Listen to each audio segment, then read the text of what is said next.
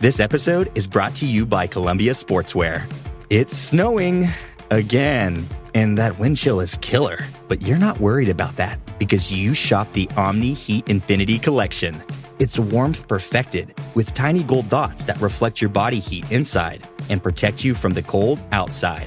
No snow or chilly temps can stop you now. Go out anyway. Shop the Omni Heat Infinity Collection now at Columbia.com/infinity. The holidays are a time to feel and create joy. And what could be more joyous than the look on her face as she unwraps a stunning new jewelry piece from Blue Nile? How about getting 50% off your purchase? Blue Nile offers premium quality, priced below traditional retail. Their online experts are available 24/7 to answer any questions and make sure you've picked the perfect gift. For a limited time, you can get 50% off at BlueNile.com. That's 50% off at BlueNile.com.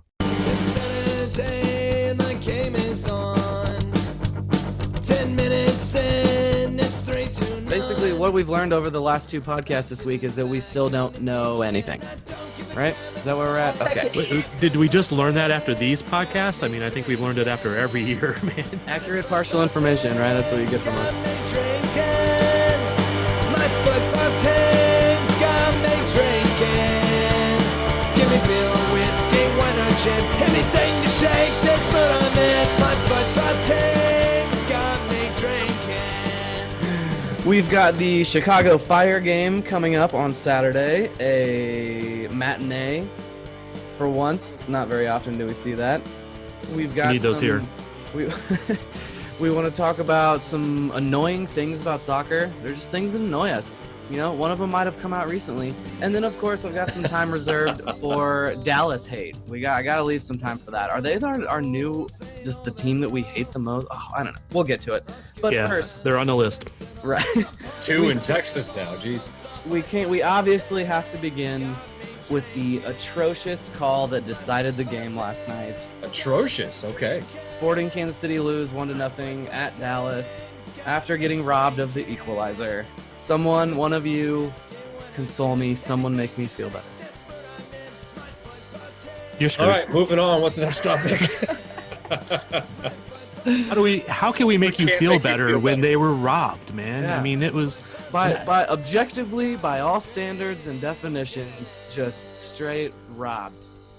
the only people who don't say that Sporting was robbed were the people who hate Vermees so much that they can't see past that hatred.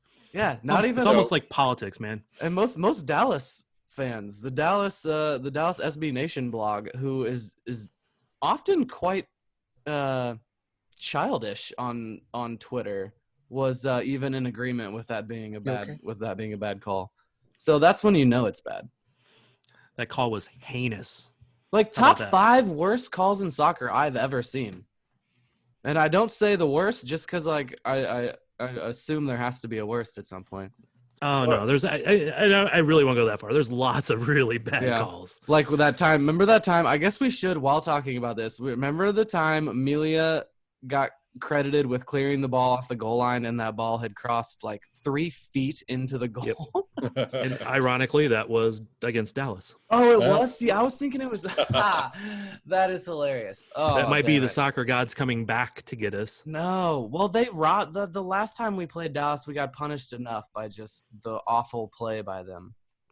And the lack of them being punished for not wanting to play. Oh, it's just so painful that it happened against them. I wanted revenge from that last game so bad. Well, it'll have to come in the playoffs. If So they you get all- there. You all tried to look at it objectively, like I did, I assume. And, Oh, you yeah. know, for a fleeting moment, my mind said, okay, maybe it does drop a shoulder. But then I looked at the feet of the goalkeeper, and that confirmed it for sure for me. His feet turned clearly into Kinda, if you're watching his feet. And, so. Well, yeah, I mean, so not that I was like accepting of it, but I saw a keeper someone made contact with a keeper in MLS and the keeper fell over. And so I was like, all right, well, that's a foul. I just accepted it because that's what they fucking do. It drives me insane. Again, getting to our annoying things about soccer. That's just like, I I just accepted. I was like, all right, well, the keeper got hit and he's on the ground. Like, they called a foul. And then I saw the replay and was like, oh, my God. Oh, that's just it's so painful. Did you see the keeper's acting job, too? He Yeah. goes down. He's like, Yeah. rolling down. Like, Literally. Yeah, you couldn't see Bob there on our podcast, but, like, literally just the flailing of the arms. Like, he knew he had to try to sell it. Yes, Oh. for sure. All right, so we going into the annoying things. Yes, other annoying things. What's something else you hate about soccer? My number one annoying thing about soccer is the babying of keepers. That's your number one? Literally my number one. Ironically, Cody doesn't like the babying of trees either. He prefers they all be cut down. Yes, just chop those damn things down, man. What's ironic? Well, no, what's really ironic is I do prefer the babying of trees. Let's let those go. Yeah. All right, so Robert, do you want to go next or should I?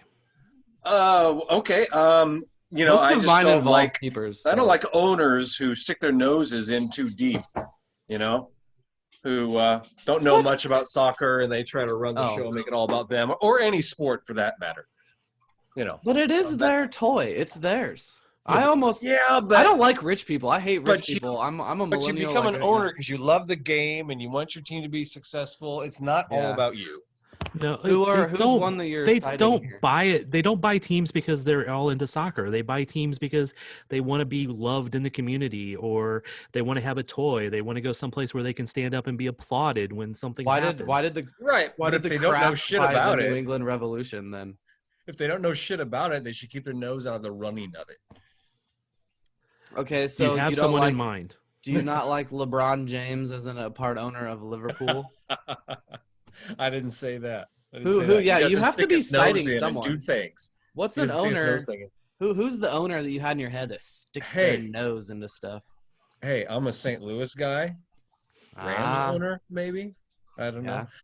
What about? Well, it was also a poor owner that kind of derailed their hopes for an MLS team for all those years as well, right? So. True. Yeah, can't think of his name, but yeah, the lawyer from Alton.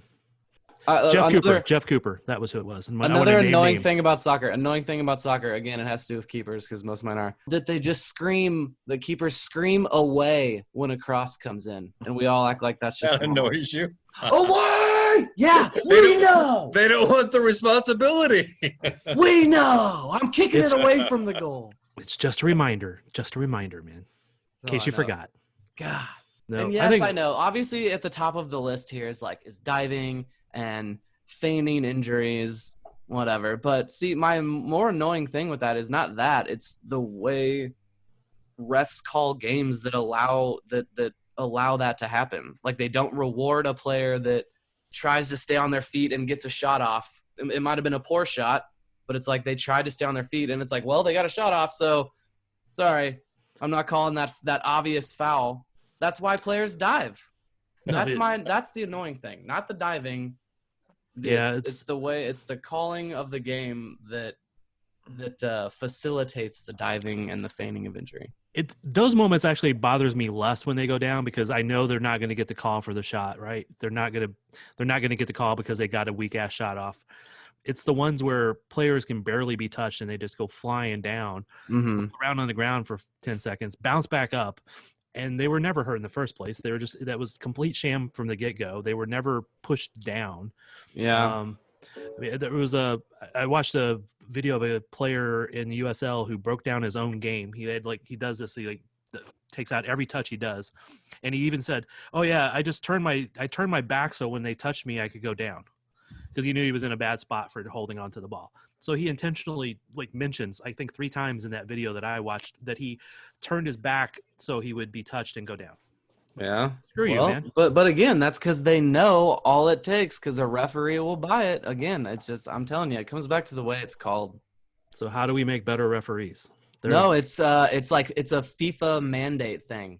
Like, just start a sweeping motion that says we are now rewarding players for staying on their feet. You get 2 chances if you stay on your feet. Don't go down. You get 2 chances. You shoot your shot, and we'll give it to you if it was a foul. Well, again, the shot thing is one thing. It's the other stuff, man. Well, I know, but yeah, I know. I just that is there are ways that you can do it.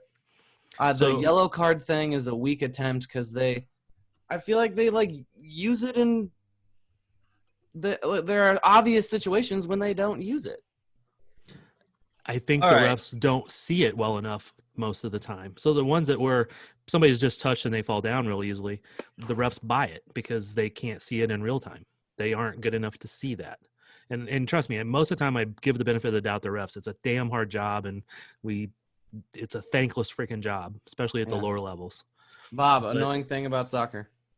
Players that complain and whine, like in other words, when it takes away from the playing of the game, they're still whining and complaining, and the ball's going the other way, or their team still has the ball, and they're moaning about a pass they didn't get or a call or something. It's like, come on, guys, play the freaking game.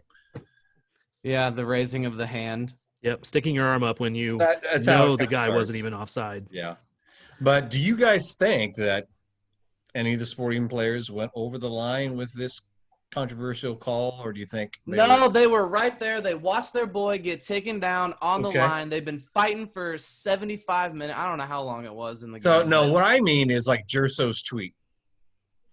No, go for it. Okay, all right. I just asked. I don't think that was over the line. I mean, it wasn't like he's like, doxing the referee and asking for him to be murdered. Yeah, he didn't just publish his phone number. It was like, you screwed us out. We worked too hard for this. Yeah, and he's not wrong.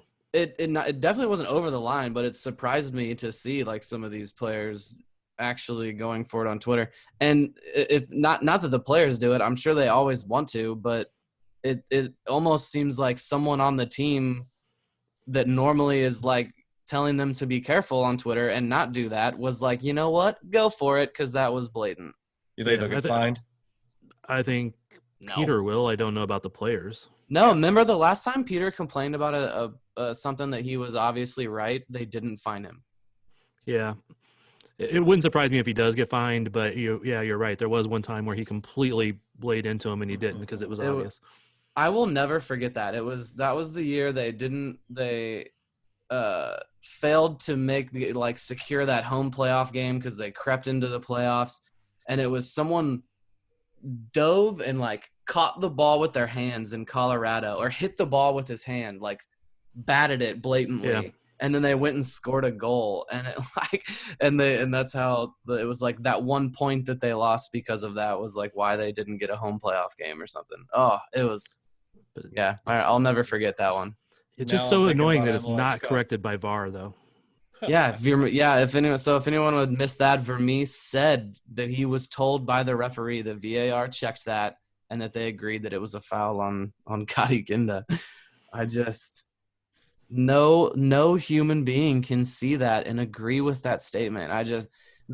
So isn't Friday the day that they have to they release something about the previous week, like explaining errors or something like that? Isn't that something Pro does?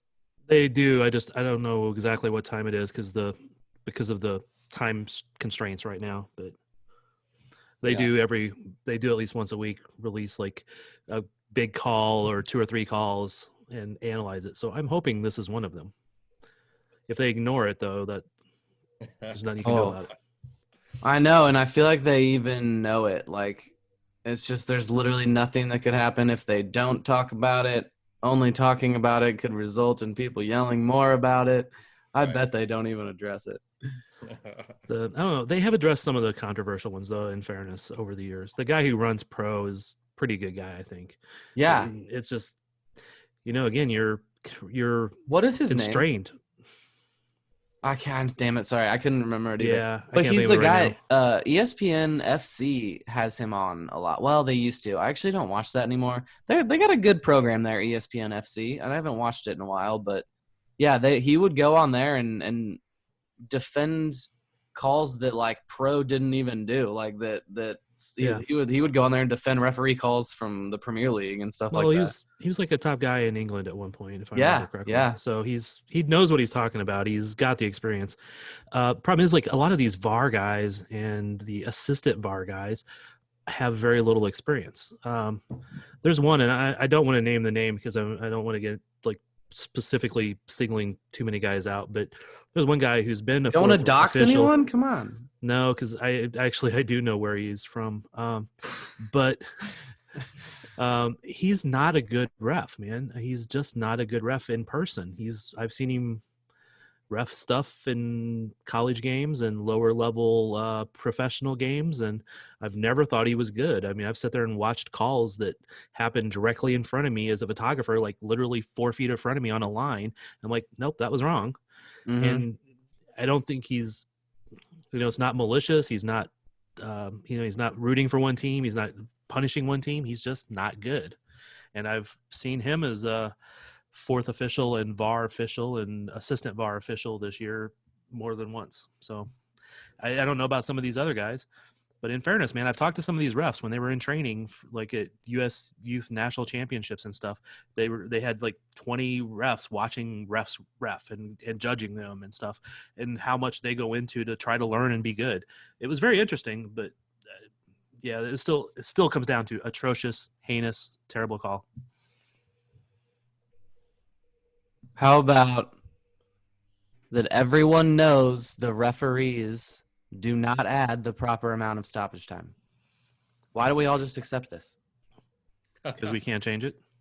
Why don't they change it? Are they 'Cause not we can't fans of change the game? Are they not watching their own team like get Okay, screwed so- over at some point? All right, so I'd like to propose a small rule change. All right, because I hate time wasting. All right, I hate it when other teams do it. I don't like it when Sporting does it. I don't think they're nearly as egregious about it as some teams. Dallas, but Yeah. I think that somebody should be tracking this time wasting, and saying, okay, this was Dallas time wasting. This one was Sporting time wasting, or whatever. And at the end of the game, whichever team's in the lead, their time wasting counts against them. You know what I mean? So like, Yeah. last night, if Sporting had been in the lead, their time wasting should have counted against them. You know what I mean? Right. Yeah. Hard to implement that, I guess, but It's a one little button, man. Like somebody sits there, but it's 2 buttons. It works. yeah, but that one I'll do it. person has to define what time wasting is. I think it should be fairly obvious when like guys go pick a ball up, drop it. Next guy walks up, drops it. Next guy walks up. After the first guy drops it, it's time wasting. Yeah. Things like that. So, is Dallas the team you hate the most right now? It does seem to change. At one point, it felt like it was Seattle or it was Houston for several years, and then all of a Still sudden Houston it was to me. RSL, and then Seattle took over maybe for a couple years, and then it was Portland. We had a couple rough games with Portland, and I hated them for a while. And yeah, I think Dallas might be recovering it. What's your top 3 most hated teams right now? Well, I guess what I was just explaining then was maybe more of like the number one rival, but just my most hated MLS teams. Dallas is they're right in front of my face at the moment. The cause of my anger at the moment, so they're number one. I hate Atlanta still, and I'm loving that they are not doing well. What's the German word? Schadenfreude? I never can say that Schadenfreude. right. Yeah. So By the way, did you see the search results or Google searches spiked by like 800% after the president of the United States came down with coronavirus? Everyone started searching what the word Schadenfreude meant. Anyway. Okay, yeah. So what did I say? Hey, I by said the way, Dallas, DC United still has to be in the top hated for me. I'm sorry. United. Oh, really? See, I don't have a lot of hatred for them. at this 2004 point. MLS Cup still burns in my Yeah. soul. Yeah. 16 years, Robert. I know. I guess it's just Hey. it's long enough at this point. Yeah, And Freddie Adu, I mean, that's come half on. of my lifetime. I gave up on that one. I Did guess. you see Freddie Adu just signed with another team? I did. Is that what that was? I apparently I follow him on Twitter and I saw him like thanking people for the support and I was like, what He's the hell is 31 Freddie and Adu? decided that he's finally going to treat soccer right and approach it the right way. So who's he play for? Yeah, we'll see. Norwegian team or Oh. something. Oh, I was thinking like a USL club or something. No, he was with USL Club a couple years ago and couldn't make it. Okay, so should we do our Chicago Fire preview? We're always so good at previews. Can I throw this out there? You're going to be like, what the hell? Yeah. I had this scary, scary thought the other day. Oh. Corona is going to cancel the 2022 World Cup, then 2026 is going to be held in Qatar, and the U.S. ain't going to get 2026. No, they wouldn't back it up. They wouldn't. I'm just saying that was the terrible thought I had. Well, honestly, it started out great. Cancel this one in Qatar. Like, cancel the tournament that was built on slave labor. Yes, I am down with that. I would be down with that too, but they won't cancel it. They would just postpone it to like 2024 and just shorten the World Cup time frame. They're already talking about doing every 2-year women's World Cup because make money. So Make money, yeah. They should do that. Don't put it past them to do an every 2-year men's World Cup and then go, hey, wait a minute, this is making us more money. So it's all Sorry, about I had the to money, throw man. that out there. Just Just a random crazy thought there, huh? Uh-huh. Okay. Okay, Chicago Fire, Saturday. Again, the Chicago Fire. Can we just like repost a preview? I mean, can't be that much change, right? Copy and paste. It's called Beat Up on Robert Barrick. The Fire are in 11th place in the East, just below the extended playoff line. They were actually doing fairly well for a while.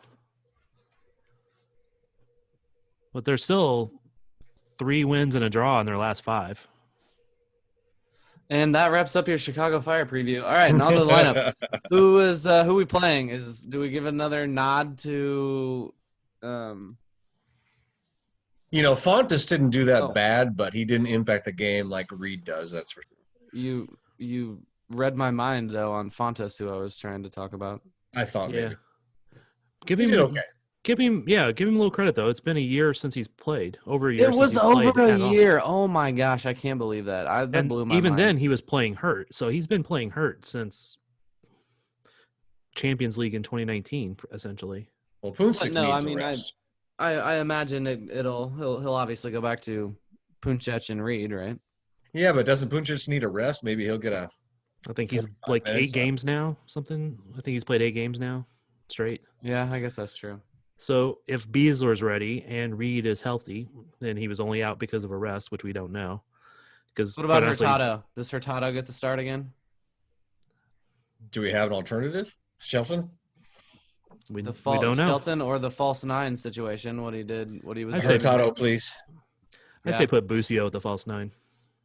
Ooh. I actually thought that before. Jerso on one side, Johnny on the other side, Busio as the false 9.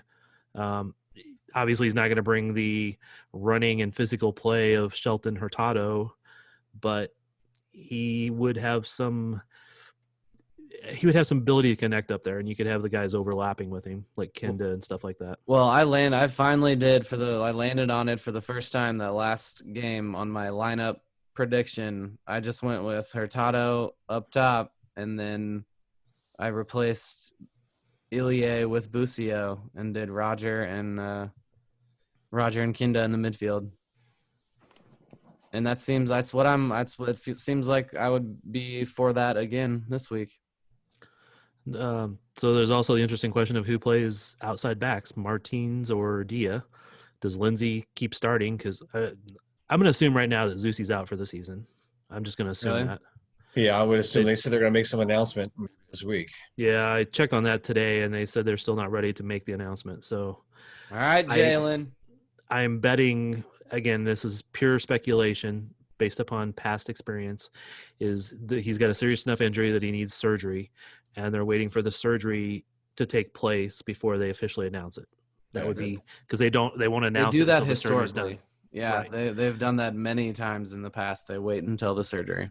So I wouldn't be surprised to see Martin start on the left though, because Diaz had a run of games. He's done well, and I want him there. But typical for me is to give the guy a little bit of rest at this point. Man, Diaz been playing good. Yeah, I'm all for Dia right now. I think Martins didn't bring anything more than what Dia has been providing. no, I agree. Just like They're Vermees, different. give him a break, but They So provide different things, but he's not better. I'd rather have Dia. Is Oh, yeah. Polito back after this game, or does he have to quarantine? He has to quarantine. Oh, this fucking world we live in. Well, remember the game after this is the canceled Colorado game, so. Oh yeah. But I think they were originally anticipating he would miss 5 to 6 games. Oh. Dang. So he's missed 2? Or is it 3? So he's either missed 2, and this will be the 3rd, or he's missed 3, and this will be the 4th. But I would expect 2 more games, whichever way we look at it. All right. Maybe a canceled game is one of them in there. But another quite unfair thing of the way this has all worked is Dallas didn't play Minnesota, so they got a week's rest. Chicago didn't play Minnesota, so they got a week's rest. Yeah. So, it's not unfair schedule makers in this point. It's just roll of the dice. Life sucks. Yeah, it does. That game is obviously very frustrating. I need you guys to cheer me up and all that. But the team is like, they put themselves in a chance to get a point there, and that was quite a ridiculous lineup. They're right there at the top within a point. They're in a fine position here, man. When Polito comes back, I don't think anyone doubts anything about the team's abilities. So I'm still feeling good. Yes, that was a gut punch, that the fucking result, but I'm feeling good. I think even worse than like losing a point is Dallas got 3. I know. Oh, yeah, Portland didn't get 3 though, thank God. Yes, I saw that, and Seattle didn't play, so still within a point there of the top of the table. It's going to come down to the last couple of games to sort this shit out, just the way this season is. Teams go good for a couple of games, they suck for a couple of games. Everybody's doing it. Dinner's almost ready. Actually, it's probably out of the oven already. So. Okay, guys, Thad's got to go eat, so we're going to get out of here. Be sure to follow us on Facebook, Twitter, and Instagram at Blue Testament KC, and join us at thebluetestament.com and leave us a comment, and we'll talk to you next week. Go Sport Night! Don't seem so tough, and 3 own goals ain't all that rough. Our skipper has just been sent off. Supporters strong have all gone soft. My football team's got me drinking. My football team's got me drinking. My football team's got me drinking. Give me beer or whiskey, wine or gin, anything to shake this mood.